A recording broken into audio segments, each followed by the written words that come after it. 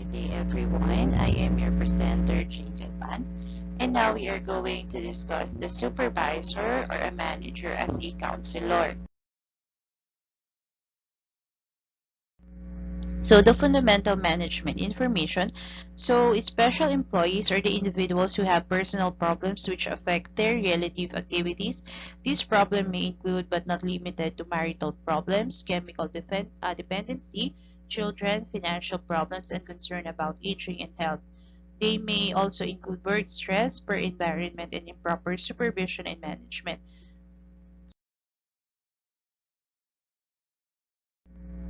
Employee assistance programs. So the EAP is an internal multi-track assessment and referral service for all employees and dependents.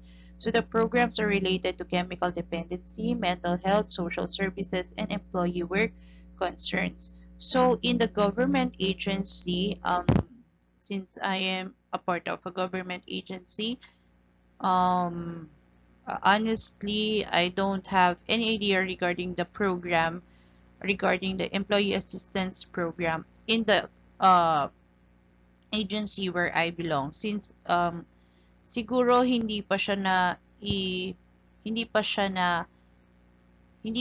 na i-introduce to us, but employee assistance programs help the employees um, and their dependents for the chemical dependency, mental health, social services, and employee. They are counseling their employees. So the program uses a voluntary self-referral system. An employee may request on his or her own initiative on the advice of a supervisor, manager, an administrator, or a family member the assistance and services of the program. So, it is a self-voluntary. So, hindi mo kailangan na pipilitin ka ng ibang tao. So, it is a self-referral system. Voluntary siya na paglapit mo doon or pag-apply mo ng employee assistance programs. EAPs, four types of services. So we have the individual services. It consists of assessment, planning, referral, short-term problems resolution, follow-up, further referral if necessary, and work with professionals and professionals assisting employees. So, ang individual service is i-assess ka muna nila, paplanuhin at i-refer ka nila sa mga institutions or sa program na kailangan mo para ma-overcome yung mga problem that you are facing. Next is we have the supervisory or managerial services. It includes helping supervisors or manager as they refer employees to EAP services provided to help people with personal concerns that affect their health and well-being. So, ito yung tutulungan nila yung mga supervisor or managers to refer the employees to a certain EPE services para sa personal concern nila. So, halimbawa, if your employee is suffering from depression, so it will help the supervisor, the manager to i-refer ka nila to a psychologist or psychiatrist program to help the employees. Next is we have the service provided to organization, include violence prevention and crisis management, how to deal with dynamic and critical situation, how to use group interventions and support groups, orientation of employees, how to set up educational services and specific program, and how to establish various types of work-related activities in a drug-free workplace. So service provided to organization, ito yung parang ini-educate yung mga employees as well as the supervisors and the managers on how to prevent violence inside the organization, how to manage a crisis when a certain situation will happen in the future, paano nila i-deal yung mga situation inside the organizations, and how to use the support groups, and how to orient the employees.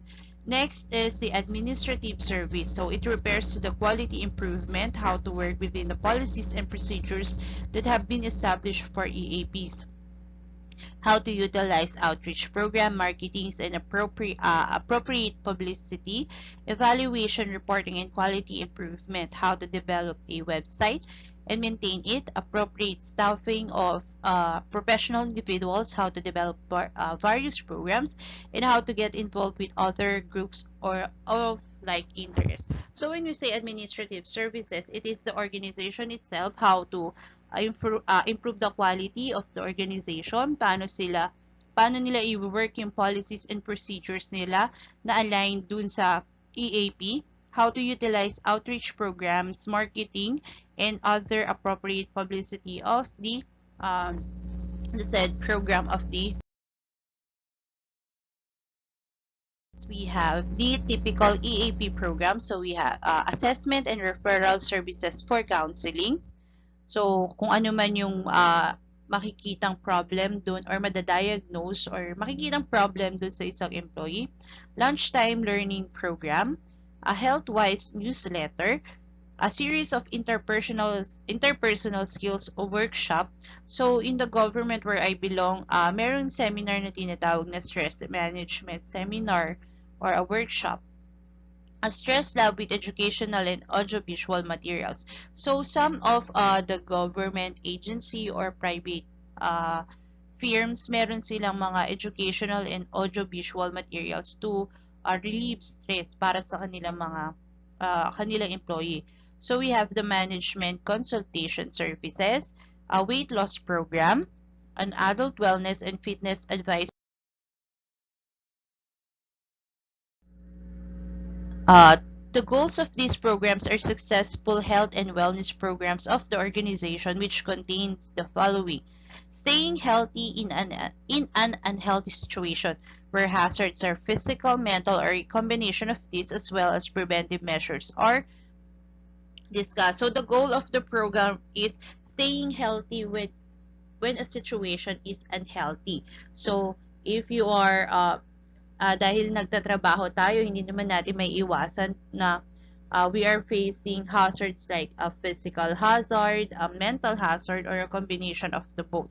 So hindi natin yan may iwasan. So the goal of EAP is to stay healthy in an unhealthy situation. Next is yung aging. So hindi naman natin may iwasan, we are aging. So as we age, yung mga kaya natin gawin ay nababawasan. Next is the sexual concerns and responsibilities, a discussion of personal development and awareness, growing up male in the 21st century, an explanation of the changing family system and changing sex roles. I am a woman, a discussion of the valuable, vibrant, and current lifestyles of women in our society. Surviving the teen years, successful, a discussion of poverty and young adulthood containing information concerning the body and emotional and social changes and how children as well as parents react to this situation. So mostly this type of programs makikita natin na i-discuss during our high school days or high school days during physical education, and when meron din naman kasing counseling in the public sector or public schools. So dito natin yan na-discuss. And ngayon naman, although we are working in the government, the sexual concern and responsibilities are being discussed through the GAD or Gender Awareness Development programs and workshops that I myself is ina-attendan ko din siya. So next is we have just how healthy are you, a discussion of your knowledge of good health practices. Are you listening, a discussion of the levels at which parents, wives, or husband listen to other members of the family and how these affect the other individuals emotionally. So you are giving education to the family members of are giving halimbawa, I am the mother of a family. Nakikinig pa ako sa other family members and how does it affects the individual emotions. Or halimbawa, ako as an ate, when I listen to my brother saying something about problems, nakaka-apekto ba yun sa emotion ng individual? And next is coping with anger, a discussion of the emotional changes which occurs when individuals grow up, are rejected, divorced, and mature, or family members. Personal problems predictors. So, observe any unusual change in behavioral patterns such as depression, anger, and sleepiness. So, as a supervisor and a manager, you should observe for any unusual change in the behavioral pattern of your employee. Pwedeng bigla na lang siyang nadidepress, or palagi na lang siya nagagalit, or hypersensitive, or hyperactive, or lagi siyang inaantok, lagi siyang pagod. Next is to observe the job skills of the individual and determine if the employee is suited for the current assigned job. So you need to observe the job skills of the individual na inilagay for that certain job. Kaya ba niya? Nasa level ba yon ng kanyang kaalaman? Because if that will, kasi pagka inilagay mo yung isang certain person in a situation or in a job in which he or she doesn't know how to do, or kung ano yung gagawin niya doon, it will cause stress dun sa employee. Next is determine if the individual is emotionally immature. Find out why the employee is exhibiting anger. So, aalamin mo kung bakit biglang nagkaganon yung emotion niya. Bakit biglang ang bilis-bilis niyang magpalit ng emotion. Next is look for poor supervision, which includes too little or inadequate supervision. The individual tends to lose interest as a result of this. Also determine if your demands are too great to be satisfied. So, as a supervisor, hindi ka pwedeng magbigay ng demands na alam mong hindi naman kakayanin noong tao. So, you should know how to properly na ibigay yung kaya lang ng tao. Kasi, if you are going to stress the person itself na ibigay yung result na gusto mo, grabe yung stress na mapupunta sa kanya, pero ikaw hindi ka pa rin nasa-satisfied doon sa binibigay niyang output. Determine whether the supervisor and managers and the employees are unable to work together. This type of friction leads to problem. So, ito yung kapag kayong dalawa, si leader at si employee ay hindi magkasundo, it will really cause a friction inside the organization or the group where you belong. Next is the personal problem in the predictors is determine if the individual is insecure about the job. Insecurity may be due to a variety of problems. Determine if the individual is in the wrong job. If so, the person may become hostile toward all employees, to the supervisor, and to the public. As we say, when we hire a person, we should put the right person into a right job. So, because putting the person in a wrong job will cause them a lot of stress and hostility towards all the employees and the supervisor themselves. Determine if the individual has a series of personal problems such as domestic flights, illness, money, or alcohol. So, kailangan natin alamin yung personal problem ng isang tao. Hindi natin siya pwedeng i-judge basta-basta. Bakit ang init agad ng ulo niya? No, we cannot. So, we should know the personal problems of the person itself. So, baka may problema siya na hindi natin alam. So, is the individual suffering from poor health or afraid of being sick? Does the individual exhibit poor work habits? The poor work habits might due to lack of training or to other situations. Personal problems of employees. A factual problem is one in which the person is really unable to cope with a specific situation. There is a lack of money or real sickness is involved. So when we say factual problem, these are the problem that is unable to cope with a specific situation. For example,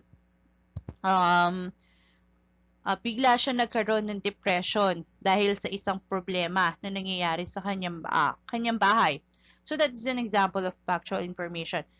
Problem. It is a person is unable to cope up with a specific situation. So biglaan siya nangyari siya in a specific situation. A non-functional problem is one in which the individual feels or imagine that something is wrong but in actually the problem does not exist.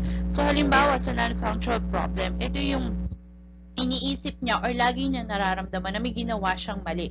Pero wala naman talagang problema. Wala yung problem na yun. Hindi siya nangyari, hindi siya naganap. So, ang iniisip lang niya, nasa isip niya, ay may ginawa akong mali. Pero wala naman talaga in reality. Unlike the factual problem, meron talagang problem, there is a problem arises from a certain situation. Symptoms of mental illness. So first is the employee emotionally involved frequently or occasionally. So mental problem may be similar to people taking drugs. This should be determined by a professional. So ang symptoms of mental illness is pwede siyang emotionally involved na madalas or pwede hindi siya madalas or minsan pasumpong-sumpong siya. So meron tayong tinatawag na halimbawa there is an employee, makikita mo siya minsan masaya siya ngayon, tapos mamaya galit siya, mamaya malungkot siya. So that is an example of emotionally imbalance. Medyo pwede siyang gano'n siya araw-araw or minsan sa isang linggo or minsan sa isang buwan, napapansin mo na nagiging ganun yung kanyang emotion. So pwede ang mental problems ay ito yung mga nagiging alcoholic or drug dependent. So pero to know that the person is drug dependent or alcoholic, a professional will be the one who assess this. Next is, has the employee had a sudden change in normal behavior patterns? So, malalaman natin na may symptoms na siya of mental illness if the employee had sudden change in normal behavioral pattern. So, kung ang normal sa kanya ay, kung dati, normal siya na hindi siya mabilis magalit, mahaba yung kanyang pasensya, pero after a certain time, bigla na siyang ang bilis niya magalit, mainitin na yung ulo niya, tapos, naging ganun yung behavior niya. So, biglang nagbago yung kanyang behavioral pattern. So, that is can be a symptoms of a mental health. Does the employee seem to be under considerable stress? So, itatanong natin, yung bang employee natin is under a stress or considerable stress? Pwedeng stress sa trabaho or stress sa bahay. Kasi hindi naman natin masasabi na that the stress is only at work. It can also be outside of work, which is the family, money, and other things, a relationship or other, in which can cause which cause a mental disruption to a person or the employee. Is the employee constantly angry? So ito yung sinabi ko kanina. Palagi na lang ba siyang nagagalit sa simpleng bagay? Nag-uusap lang kayo, tapos maya-maya may hindi kayo pinagkasunduan, galit na kagad siya. So, it may be cause of a symptoms of a mental illness. Pwede rin isa employee constantly euphoric or para ba siyang laging lagi siyang pwedeng nakatulala or something na parang, okay, parang something like that. Ganun lang siya, okay. Is the employee tired all the time? Ito yung parang, pag tinignan mo yung employee mo, kung dati energetic siya, ngayon parang titignan mo siya, he or she is always tired. He wants to sleep. Parang lagi siyang symptoms of other symptoms is, has the employee suddenly withdrawn from the group? This is happen is halimbawa dati na meron siya mga friends or group of friends in the employee pero bigla niyang inilayo yung sarili niya dun sa group. So there is something happening to that employee. Does the employee appear to have a sharp changes in emotional behavior from sadness to happiness and back again? So meron tayong mga employee na ganda na malungkot siya, tapos bigla siyang sasaya. Tapos malungkot na naman siya. So, pwede natin siya, it can be a symptoms of a mental illness. Does the employee appear to have a considerable number of unreasonable fears? Does your employee appear? Ibig sabihin, palagi na lang siyang natatakot. Natatakot siya, or we should call it fear of the unknown. Bigla na lang siya natatakot na, ay baka may mali akong ginawa, baka may ganito, natatakot ako sa ganyan, natatakot ako sa ganito. So this could be a sign of mental illness. Is the employee extremely compulsive? Yung parang gusto niyang gawin lahat. Compulsive na siya. Gusto niyang gawin lahat nung parang ang hyper niya. So it can be a sign of symptoms of mental illness. Has there been a sharp change in the employee's handwriting? So kahit sa handwriting ng ating employees, kung bigla nakita nyo na nagbabago na yung handwriting niya, it can be a symptoms of mental illness. Does the employee appear to have a sudden onset of tics or other behavioral characteristics? We should always observe it because it can manifest the symptoms of mental illnesses.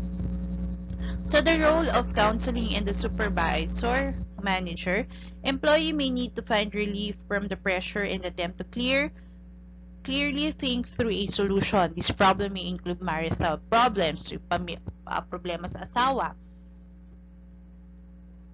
alcoholism, at pwedeng problema sa anak, any other family problems, financial problems, dissatisfaction with the job, problems with friends and relatives, concern about getting older, broken love affairs, physical environment, individuals' inability to adjust to one. So, those are the problems that may cause mental illnesses. So the advantage of the supervisor and manager as a counselor is the supervisor manager really generally knows the employee. So alam nila yung kilala nila yung employee nila kasi napapansin nila, tinitingnan nila or ino-observe nila yung mga employees. So if the supervisor does not know the employee, this is the opportunity to become acquainted with the employee's manner of thinking and feeling, likes and dislikes, and other things. So kapag hindi mo kilala yung employee mo, this is your right time or the opportunity to know your employees. Kung ano yung mga manners nila dati before manifesting those problems or mental illnesses. From the information the supervisor or manager receive from the employees, the supervisor learns more about the working environment. So, dun sa mga information na ibinibigay nung employee dun sa kanilang supervisor, they will now know the environment in which the employee is ano yung nararamdaman niya doon sa environment niya. Paano siya gumagalaw doon sa environment at ano yung nararamdaman niya doon sa environment niya. It can be environment in the office or it can be environment in the house. That can cause any problems. Sharing a problem creates a camaraderie which may lead to a better morale. So this kinabibilangan kung organization we have the NUP supervisor or non-uniform supervisor in which we can share our problems na nakakaboost ng moral naming mga non-uniform personnel. The investigation of the employee's problem may lead the supervisor to better understanding of how to deal with other employees' problems. So in here, syempre, we are investigating the root of the problem of our employees. So now we know how to deal with the other employees na dumadaan dun sa same problem na yon. The disadvantages of the supervisor manager as a counselor. The close association between the supervisor and the employee can cause problems because there are bound to be irritations, misunderstanding, and other concern between people who work closely together. So, hindi maiiwasan yung misunderstanding between the two. The supervisor and manager is not trained counselor and therefore may overstep appropriate boundaries in counseling unless he or she knows when to make a referral. So, a supervisor and a manager, hindi po siya trained or they are not trained para dun sa counseling. So, we have a trained person na nag-aral for counseling. So, dapat alam niya yung limitation niya as a supervisor. Hindi niya pwedeng i-overstep yung boundaries na yun. In the same vein in which a doctor should not treat a member of his or own family, it may be that the supervisor is too close to the employee to be effective as a counselor. So kapag one disadvantage is kapag close kayo ng employee na yon, hindi nagiging effective yung pagiging counselor mo. Kasi um, parang tinitreat mo siya, sarili mong pamilya, na hindi dapat. Kailangan mo siyang i-treat as a person that needs a guidance or a counsel or a counselor. A supervisor is represent authority, and this may it make it difficult to employee to talk about problems. So ang supervisor natin is the one who is siya yung naka-authority, or they are the authority in our group or organization. So minsan mahirap magsabi ng problema kay supervisor kasi minsan natatakot tayo or prejudice tayo na ay kapag sinabi ko to kay supervisor hindi naman niya ako maiintindihan. So para sa iyo natatakot ka. Baka kasi gamitin ni supervisor yon yung problema mo as a disadvantage para sa'yo. Next is the supervisor or manager may not accept the shortcoming of all the employees, and that could cause further friction. So, hindi lahat kayang i-absorb yan ni supervisor. Paano kung lahat ng employee niya ay nagsabi ng problem sa kanya? A supervisor cannot handle all of them and may cause a further friction in the government or the organization. There is always danger of misinterpretation of concern and problems. Since, as we said, supervisor are not trained personnel for counseling, pwedeng ma-misinterpret nila yung concern and problems of the employees. The employee may reveal embarrassing or very impersonal information which is not the supervisor's or manager's concern. The supervisor may handle the situation improperly because of lack of understanding or skills in knowing what to do. The supervisor lack of training and potential misunderstanding of the existing program may create other problems. Trainings and education regarding the counseling. Counseling as advice giving. So as a supervisor, one function in counseling is giving advice to the employee.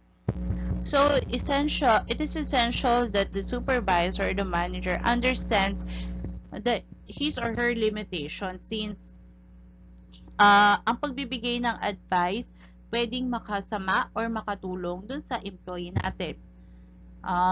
So you should know how to give a proper advice to your employee. Non-directive counseling. Non-directive counseling refers to the technique in which the supervisor or the manager does not give advice to the employee but rather allows the employee to express him or herself so he or she might come to his or her solution. So, meron yung mga non-directive counseling na hindi mo sasabihin kung ano yung dapat niyang gawin. Hahayaan mo yung iyong employee na i-express yung sarili niya. For example, there is an employee na nagsasabi siya ng problem sa'yo, and then you're asking, what do you want to do regarding your problem? Hindi ka magbibigay ng suggestion na, ay tapusin mo na yan, itigil mo yan, which is hard for the employee to do sometimes kasi yun na yung nakasanayan niya. So, as a counselor, you can give a non-directive counseling in which hahayaan mo yung employee mo na i-express yung sarili niya at sabihin niya yung gusto niyang solusyon para sa kanyang problema. So first is giving the individual a chance to release his or her feelings. So ang gagawin mo is pakikinggan mo yung employee mo. Kung ano man yung nararamdaman niya, hayaan mo siya na sabihin niya or alamin niya yung mga pwede niyang gawin dun sa kanyang problema, at tutulungan mo yung individual to assemble the facts, set forth the problems, and develop workable solution. So, hahayaan mo siya. So, halimbawa, ang problem niya is regarding alcoholism. No, not alcoholism. Other problem. So, halimbawa, sa love problem. Heartbroken problem si employee natin. So, nagsabi siya sa iyo ng problem. As a counselor or supervisor, pinakinggan mo siya. So, hinayaan mo siya maglabas ng sama ng loob. And then you ask the person regarding the problem, and then you ask that person, you help that person to assemble the facts and the problems. Tapos, together with your advice, nag-work kayo ng solution na ano yung kaya mong gawin, ano yung gusto mong gawin to resolve your problems. So that is an example of non. Next is the goal of counseling.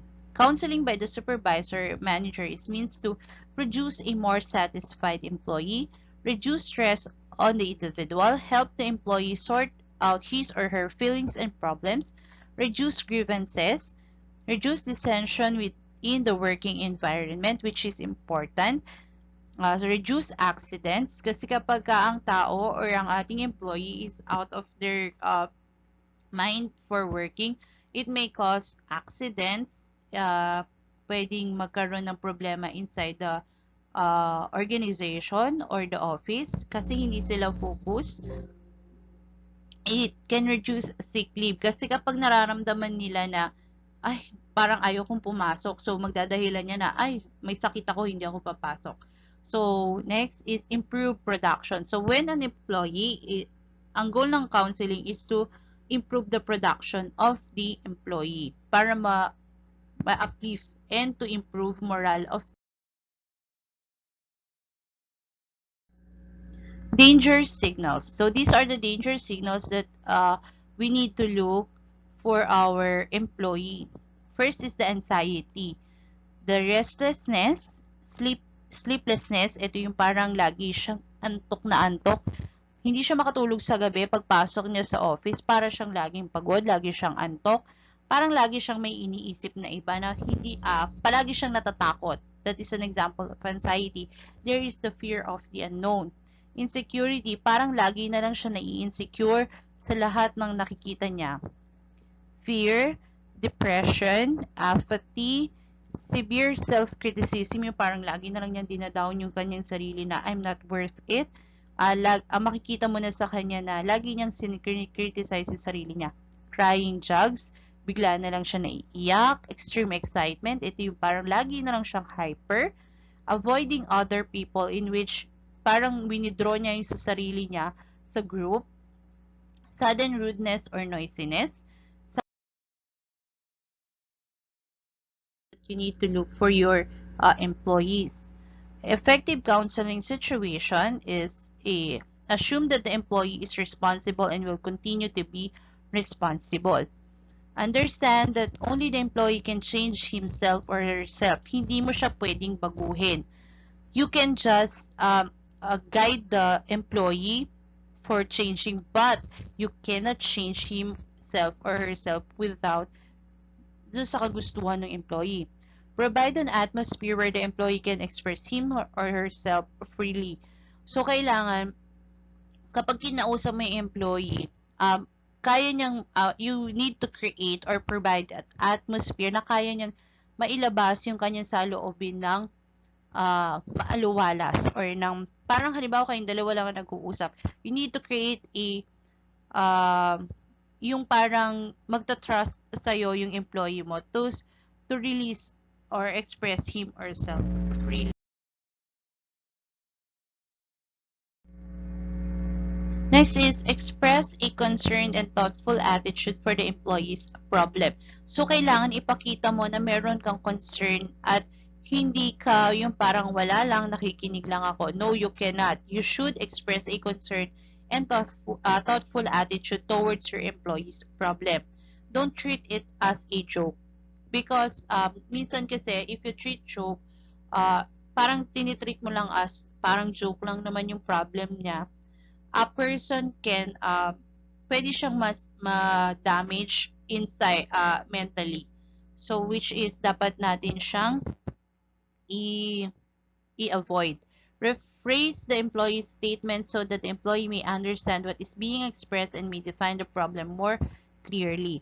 Do not chastise, lay blame, or criticize, but give the employee quiet support. Huwag mo siyang sisisihin, i-criticize, kasi mas lalo siyang malulow moral. So, bigyan mo siya ng suporta for to support his or himself, him or herself. discussion regarding the Employee Assistance Program. So for the assessment essay, 10 points each. So have a good day and thank you for listening.